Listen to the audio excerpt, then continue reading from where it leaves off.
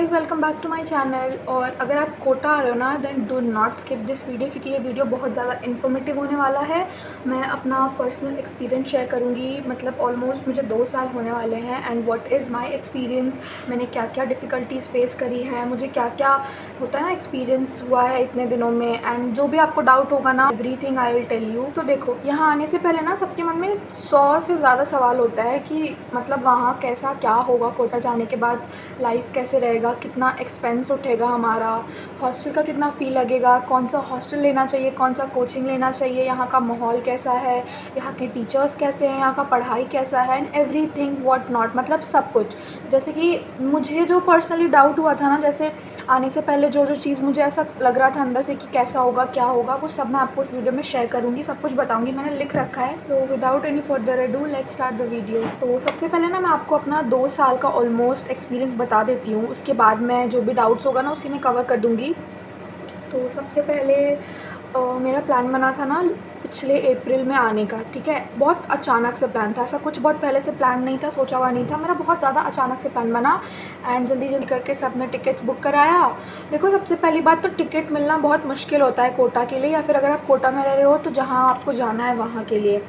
तो मैं तो पर्सनली बिहार से हूँ, तो बिहार के लिए टिकट मिलना इतना ऐसा होता है ना इम्पॉसिबल जैसा था उस टाइम पे, क्योंकि उस टाइम पे बहुत ज़्यादा बच्चे जा रहे थे। तो टिकट्स कराया, मेरी मम्मी और मेरे पापा गए थे मेरे साथ एडमिशन कराने, और पहले से कुछ नहीं हुआ था, सब कुछ यहाँ आने के बाद ही हुआ था। देखो, आपको सबसे पहला डाउट होगा इसी में कि एडमिशन कैसे क्या कराना है, कहाँ से कराना है। देखो, सबसे पहली बात तो आप कोटा टिकट करा लो, आपको जहाँ एडमिशन कराना है आप वहाँ करा सकते हो। आप अपने जहाँ पे रह रहे हो, जैसे मैं पटना में रहती हूँ, ठीक है, तो पटना में जो भी कोई एलएन का सेंटर है वहाँ पे जाके एडमिशन हो जाता है, या फिर अगर आप यहाँ आके कराना चाहते हो यहाँ आके कराओ, नो प्रॉब्लम। देखो, आपको बस यहाँ आना है एलएन में and you just have to give them money. मतलब जितना पैसा लग रहा है आप उतना दे दो। मुश्किल से 2 या 3 फॉर्म्स फिल करने होते हैं एंड दैट इज़ इट। कुछ नहीं करना, आपके फ़ोन पे सब कुछ आ जाएगा मैसेज, कौन से बिल्डिंग में क्लासेस लगेंगी, जो भी डाउट्स है ना सब आपके फ़ोन में आएगा। आपको मैं बता रही हूँ ना, जैसे जितना टेंशन मुझे हो रहा था ना उसका 1% भी नहीं लगा था यहाँ आने के बाद। मतलब बहुत ऐसे एडमिशन हो गया था, एडमिशन में तो टाइम ही नहीं लगता बिल्कुल भी यहाँ। तो एडमिशन का तो मैंने बता दिया, आप जैसा चाहो वैसा कर सकते हो। आप एलएन पे कॉल करके पूछ सकते हो, गूगल पे नंबर होगा, आप वहाँ पे कॉल करके पूछ सकते हो, वो सब कुछ आपको बता देंगे। आपको जो भी डाउट है ना वहाँ पूछ लो एडमिशन को लेके, ठीक है। फिर उसके बाद मैं यहाँ आई, एडमिशन वगैरह मम्मी पापा ने कराया, वो लोग रुके थे 2-3 दिन के लिए। मैं अंदर से थोड़ा इमोशनल तो थी, बट मैं दिखा नहीं सकती ऑब्वियसली, मेरे मम्मी पापा ये वीडियो देख रहे होंगे तो एनीवेज़। तो हाँ, मुझे थोड़ा ऐसा लग रहा था कि पहली बार मैं बाहर रह रही हूँ, कैसे होगा क्या होगा। ऑब्वियसली मेरे मम्मी पापा को भी लग रहा होगा, पर मेरी मम्मी ना स्टार्टिंग से मुझे बहुत ज़्यादा मोटिवेट करती है कि तुमको बाहर का दुनिया देखना है, तुमको अभी से प्रिपेयर होना होगा। सो मेरी मम्मी का बहुत ज़्यादा रोल है इस चीज़ में, मैं ज़्यादा बेटर लगता है। मेरी मम्मी ने ऐसा मुझे बना दिया है कि मुझे कभी ऐसा फ़ील नहीं होगा, ठीक है। तो मेरी मम्मी का बहुत ज़्यादा बड़ा रोल है इस चीज़ में। मैं बता रही हूँ, मेरी मम्मी सबसे बड़ी सपोर्टर है मेरी। मैं बता रही हूँ, मेरा यूट्यूब स्टार्ट करने से पहले ना मेरी मम्मी ने सबसे ज़्यादा मुझे सपोर्ट किया था। हाँ, मेरी मम्मी मुझे बहुत सपोर्ट करती है इन सब चीज़ों में। सो थैंक्स अ लॉट मम्मा, अगर आप ये वीडियो देख रहे हो तो। एंड मेरे पापा भी बहुत सपोर्ट करते हैं, ऐसा नहीं है, बट हाँ मेरी मम्मी थोड़ा ज़्यादा सपोर्टिव है इस चीज़ को लेकर। मेरी मम्मी मुझे हमेशा समझाते रहती है हर चीज़ को लेके। हाँ, फिर क्या हुआ, मम्मी पापा ना कुछ दिन के बाद चले गए। जाने टाइम तो इतना ज़्यादा ऐसा लगने लगा था ना, मतलब वो लोग चले गए, मैंने बहुत अंदर से कंट्रोल किया था।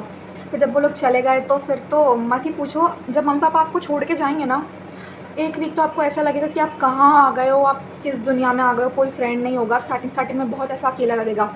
सबसे इम्पॉर्टेंट चीज़, स्टार्टिंग में आपको बहुत ज़्यादा अकेला लगेगा, तो आप फ्रेंडशिप करना चाहोगे। सबसे बड़ी चीज़ गाइज़, यहाँ फ्रेंडशिप मत करना। देखो, मैं अपने एक्सपीरियंस से बता रही हूँ, मैंने भी बहुत फ्रेंडशिप करे थे 11th में। अब मेरा लिटरली 12th में एक दोस्त नहीं है, मतलब गिन चुन के 1 या 2 दोस्त होगा, उससे ज़्यादा कोई दोस्त नहीं है, ना ही मुझे चाहिए। आई एम वेरी हैप्पी, क्योंकि मेरे पेरेंट्स हैं, 1-2 दोस्त हैं, और जो मेरे होम टाउन के फ्रेंड्स हैं वो हैं, दैट इज़ इट, मेरे लिए बहुत है वो। आपको मैं बता रही हूँ, 11th में आप आओगे ना, आप बहुत ज़्यादा ऐसा होता है ना फ्रेंड्स ढूंढना चाहोगे, क्योंकि आप उस समय बिल्कुल अकेले रहते हो। तो मैं तो सजेस्ट करूँगी कि आप अगर अपने फ्रेंड के साथ पहले से आ रहे हो होम टाउन के, तो दैट इज़ वेरी गुड। क्योंकि मैं यहाँ फ्रेंडशिप मत करना, यहाँ फ्रेंडशिप करना मतलब ज़िंदगी बर्बाद होना, मैं सही बता रही हूँ।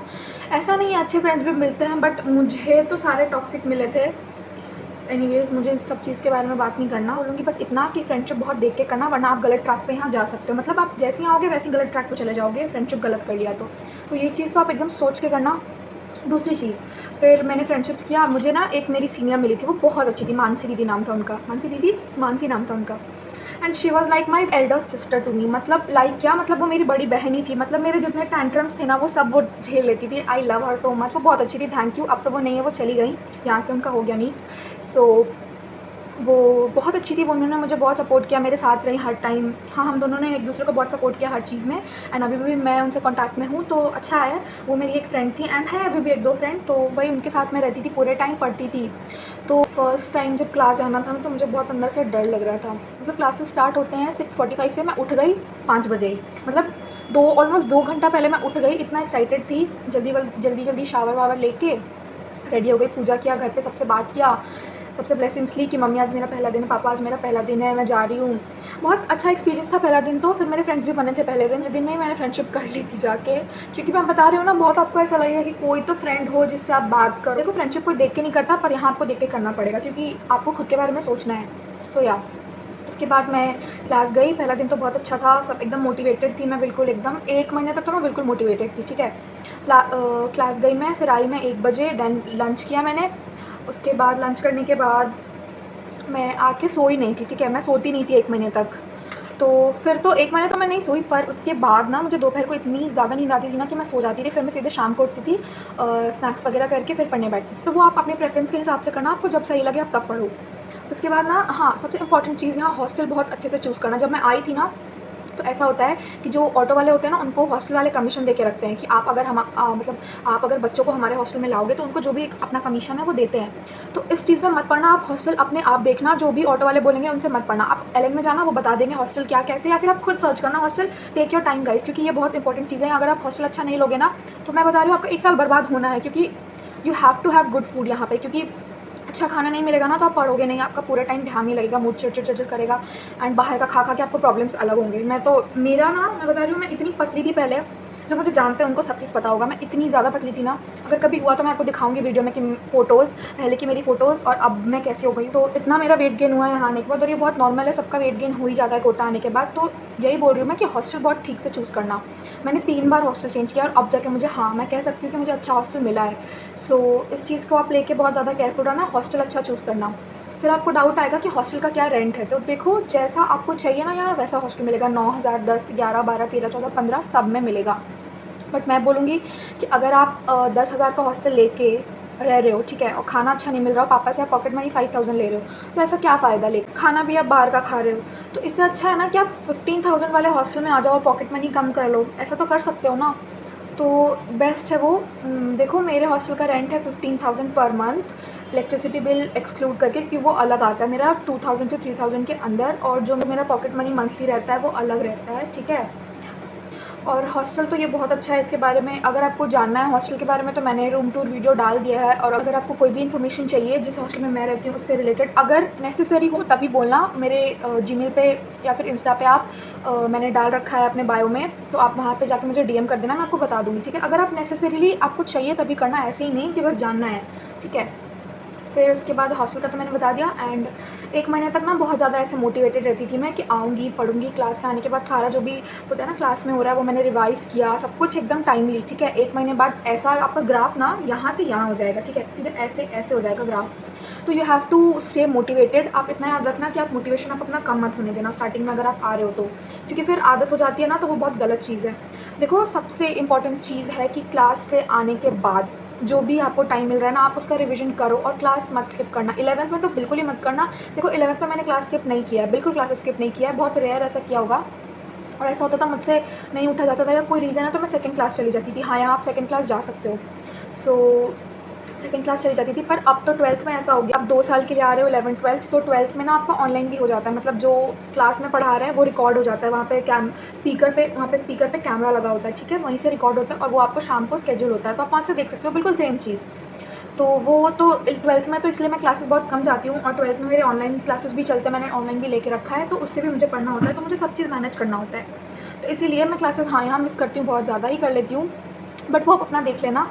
तो उसके बाद ना यही बोल रही थी मैं कि 1 महीने तक आप बहुत मोटिवेटेड रहोगे, तो बस क्लास में जो पढ़ाया जाए ना वो स्किप मत करना, वो बिल्कुल कर लेना।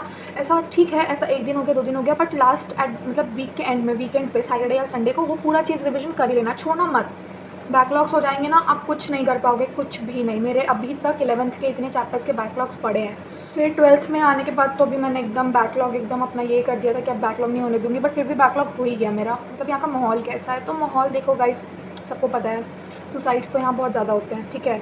और इस चीज़ को अगर आप नज़रअंदाज करो तो यहाँ का अच्छा माहौल भी है। हाँ, मैं बोलूँगी यहाँ अच्छा माहौल है, यहाँ पढ़ाई का बहुत ज़्यादा माहौल है, क्योंकि यहाँ सब जगह स्टूडेंट्स ही हैं, तो आपको और कोई दिखेगा नहीं। आप सच में अगर आप बाहर निकलोगे तो कोई पेरेंट्स नहीं दिखते हैं, जिनके पेरेंट्स बस विज़िट करने आते हैं वो दिखते हैं। माहौल तो यहाँ का पढ़ाई वाला है और उस टाइप में भी है। हाँ, बहुत फ़न करते हैं लोग, ऐसा नहीं है, बहुत ज़्यादा फ़न करते हैं लोग बाहर, बट पढ़ाई वाले बच्चे भी यहाँ पढ़ते हैं, तभी यहाँ पे रिज़ल्ट भी आता है। यहाँ फिर है कि यहाँ आना चाहिए कि नहीं, तो देखो वो आप पे डिपेंड करता है। अगर आपको जेन्युइनली पढ़ाई करना है, आपको नीट निकालना है ना, तो आप कोटा इज़ द बेस्ट। मैं तो नहीं कहूँगी ऐसा कि कोटा का पढ़ाई तो बहुत अच्छा है। हाँ, यहाँ बुरी चीज़ें होती हैं बट अच्छी चीज़ें भी होती हैं। तो यहाँ बस आपको ऐसा है कि मोटिवेटेड रहना है, अपने पेरेंट्स से कनेक्टेड रहना है, अच्छे फ्रेंड्स बनाने हैं, रिवीजन करते रहना है, तो क्यों नहीं होगा सिलेक्शन। हाँ, ऐसा कुछ कुछ होता है, कुछ कुछ लोगों का नहीं हो पाता है, मैं भी मानती हूँ, ठीक है। एंड यही है कि यहाँ आना चाहिए कि नहीं, वो आप पे डिपेंड करता है, आपको जैसा सही लगे। आपके मम्मी पापा कितने सपोर्टिव हैं, आप यहाँ रह रहे हो, आपको पढ़ने आना है, जेन्युइनली पढ़ाई करना है आपको 2 साल, तो आप बिल्कुल आओ। फिर कोचिंग का फ़ीस कितना होता है, तो अगर नीट वाले का बात करें तो 1.5 अराउंड अप्रॉक्स बता रही हूँ, 1.5 मतलब 1,50,000, ठीक है, 1 साल का। और अगर 2 साल का ले रहे हो तो वही 3 लाख के करीब ऑलमोस्ट लगता है, ठीक है। और जेई वालों का, मुझसे किसी ने कमेंट में पूछा था जेई वालों का फ़ीस स्ट्रक्चर कितना होता है, तो जेई वालों का भी लगभग उतना ही होता है, ठीक है।